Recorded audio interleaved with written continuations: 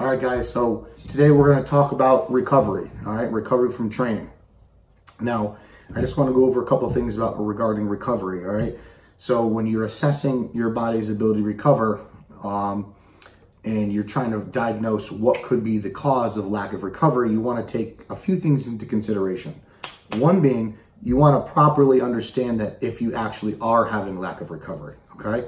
Now, you can't base it off one bad workout, all right? So I developed 9 things that are commonly misunderstood or missed, okay? Or actually what you need to consider if you are having slow recovery, all right? If you're having 3 to 4 bad workouts in a row, then that's something.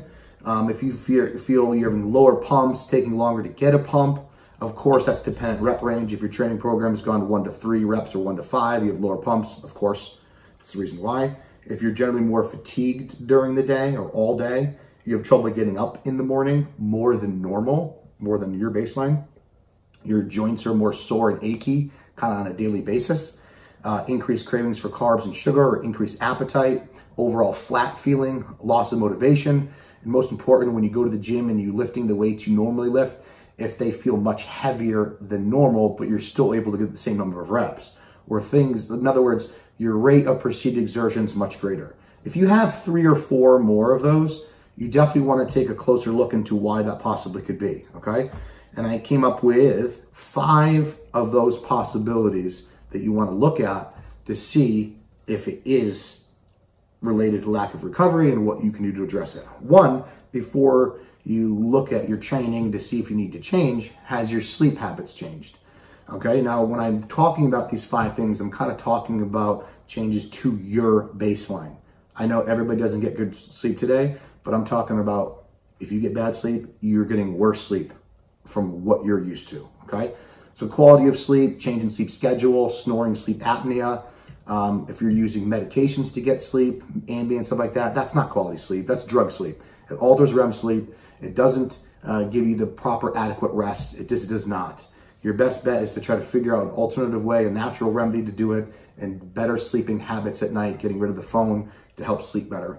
Slowing sleep apnea, if you have that. Change in sleep schedule, meaning change from your normal sleep schedule time. If you're normally going to bed at a certain time, like 10 o'clock, and you're getting up at 6, and all of a sudden it changes to like 1 o'clock in the morning, sleeping to 11, the number of hours might be the same, but your sleep schedule changes, and that will and can affect training with most people, especially as you get older. Stress changes. I know everybody's stressed today, but again, it's changes from your baseline. So if you're very stressed, your body can have low pumps and feel weak and tired because your sympathetic nervous system gets stimulated, and you definitely don't want to have that be an issue, okay? Dietary changes, caloric deficit or a caloric surplus. Believe it or not, obviously being a surplus, you'd think, oh, extra calories make me feel good. Sometimes extra calories can bring down insulin sensitivity if you're overdoing it, or your body's such in a mode of digestion that your body can't pump the blood to the muscles, and your body's kind of doing 2 things at once. Kind of like Thanksgiving. You were thinking about really training after Thanksgiving. Well, I know some guys just excessively eat way too much protein, way too much food above and what they need, and they just get chubby in the off season, and they wonder why their training sucks in the middle of the off season because their body is just completely saturated. So that's something to keep in mind. Again, these are changes from your most recent baseline.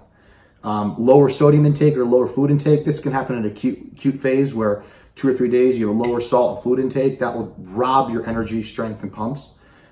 If you're having any intestinal issues, diarrhea, gas, bloating, IBD, IBS, excessively eating foods that are causing distension, that can affect your training and your recovery. Viruses and sickness. If people around you are sick or you're fighting being sick, those are factors you need to take in consideration before you start pulling apart your training program. And then, of course, to your training, recent training changes, increased volume, excessive failure training, too many drop sets, spending too much time in the gym, then using pre-workouts to combat that fatigue, and not having adequate rest days, and of course, no proper deload. So those are the 5 things that, like, you know, once you have on the 9 checklist, once you check off 3 or 4 of those issues that you are feeling, and you're like, wow, you suspect that possibly having slow recovery, then you want to look at the 5 possible causes before you really start looking into your training and see if you need to do a deload. So like overtraining is not defined as a number of sets. Somebody could do 100 sets a week and make ground, but on paper it looks crazy. And someone could do 20 sets per week, it looks fine on paper, but they're not recovering. So everybody's a little different. So lack of recovery is really kind of based into kind of those feelings of lack of progression, feeling run down, you know, the 9 first steps that I listed in this video. So that's something important to consider.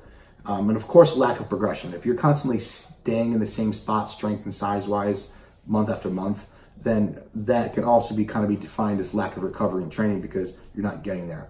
Most people, I feel, kind of do a little too much in the gym and they don't do it correctly. It's not what you do sometimes, it's how you do it. So, but that's no here nor there. That's not really addressing this current video. All right, guys. So just a brief review before you start taking a close look at your training program. Look into the 9 steps, things to consider. Like I mentioned in the first part of the video, which I'll go through them quickly now. One is 3 to 4 consecutive bad workouts in a row, lower pumps, taking longer to get a pump, more tired and fatigued during the day, trouble getting up in the morning, more sore achy joints, increased cravings for sugar and carbs, loss of motivation, weights feel heavier in the gym than normal, and overall flat, empty feeling throughout the day. If you have 4 of those, then you definitely want to take a look on possibly why, because you shouldn't be feeling that way. Definitely not. Everybody's going to have a bad workout where one day you feel like that, but not consecutive days. And things, again, to keep in mind, categories: sleep changes from baseline, stress changes from baseline, dietary changes from baseline, anybody sick around you, and of course, any recent changes from your normal training baseline. So those are the things you want to take a look at to find out what's going on, why. Most people's first reaction is the wrong reaction. I'm getting bad workouts, I need to increase food, I need to take more supplements to make up for it. That's what you don't do. Find out what the problem is. You might just need a few days off and you'll bounce right back. All right, guys, if you have any questions on this video, please comment below. And if you guys are interested in anything specific, please also comment below and I'll see if I can make a video on it for you, all right? Take care. Bye.